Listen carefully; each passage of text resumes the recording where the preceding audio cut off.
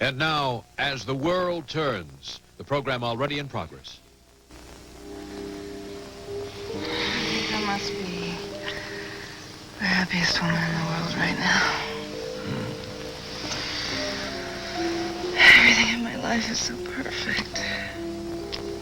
I'm in love with a wonderful, handsome, charming Scotsman. Who's very much in love with you. And for somebody that's had no professional training, I must say my career is sailing along beautifully. I got a new client today. Oh, congratulations. Who? Monica Lawrence. She wants me to redecorate her playhouse on her mother's estate. Oh, which reminds me, you distracted me from telling you about what happened at Meg Reyes today. Tonio came home with a blazer on that had some buttons that were very unique. You don't mean the same buttons that we... Yes, they looked very much like the one that the police found on the dock by the waterfront. Shannon, if they're the same buttons, Antonio Reyes may be another one of Stenbeck's contacts here in Oakdale. I've got to get a look at those buttons. Well, that might be a little difficult because Meg promised Tonio that she would take the jacket to the cleaners, but I managed to trick her into telling me what the name of the cleaners was. Aye. Now, if I What's could the name of just the cleaners? remember the name of the cleaners. Shannon. What's it start All right, with? I'll try. A, B, C, D. It starts with a D. I know that, and it's something like debutante. Debutante. No, that's not right. Debonair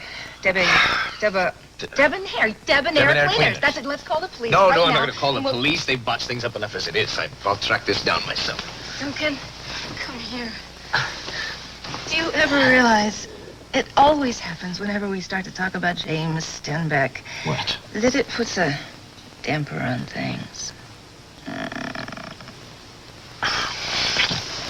So let's talk about something more fun, okay? Like our Halloween party. Now, have you chosen your Halloween costume yet? It has to be something from the 18th century. You know that. I think you would make a dashing pirate from that era. We could find your old eye patch. Now, perish the thought. Why? You're determined to throw this party, I aren't you? am maybe Sue.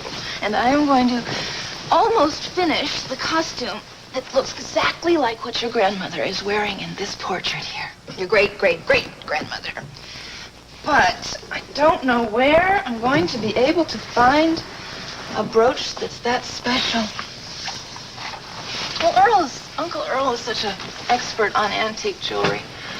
Maybe if I made a sketch or something. What is it?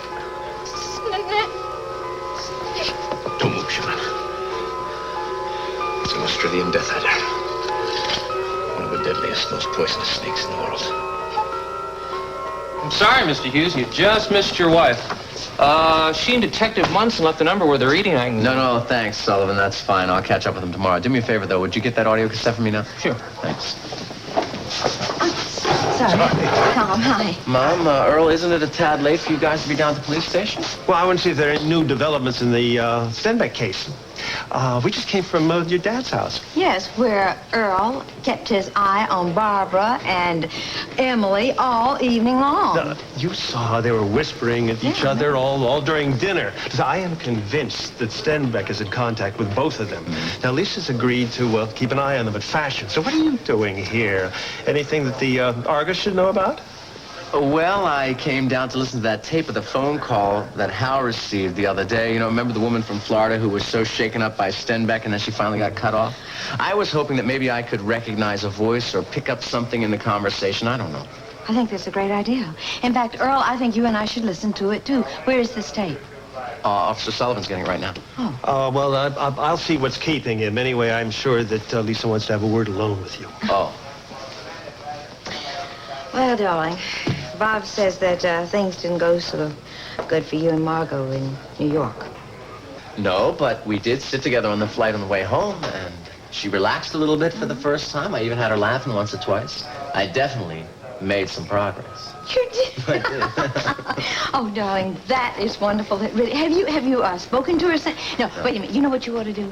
Just call her up and take her out to dinner tomorrow night. And look, success breeds success, right? You got the thing going now. Just I will, keep up the Mom. I momentum. will. In my own way. In your own way. Okay. What's your own way? What do you mean? Well, just that I realized when I push Margo, I seem to push her farther away. So I've decided to play it fairly cool. Subtly arrange some time to be spent together alone. Let her see for herself what she's been missing. That's the spirit. I like that. By the way, Duncan and Shannon are going to have a Halloween party. That would be a great time. You and Margo can get together then. Oh, I know Margo. She's going to invite Hal. She will. Well, all right, don't worry. Shannon and I will take care of him. Mom, We'll take care of Mom, Hal. I appreciate the concern. I don't think I need a matchmaker, okay? Oh, but... Here you go. Here we are. Great. Sit in here. Let me check. Oh, this is the tape. Is it this one? Sullivan. Was it the whole thing? No. Detective Hughes is off duty. Yeah, as a matter of fact, he's right here. Hold on. It's Duncan McKechnie, and he says it's urgent. Oh. Excuse me. Hi, Duncan. What's up? What? Is Shannon okay?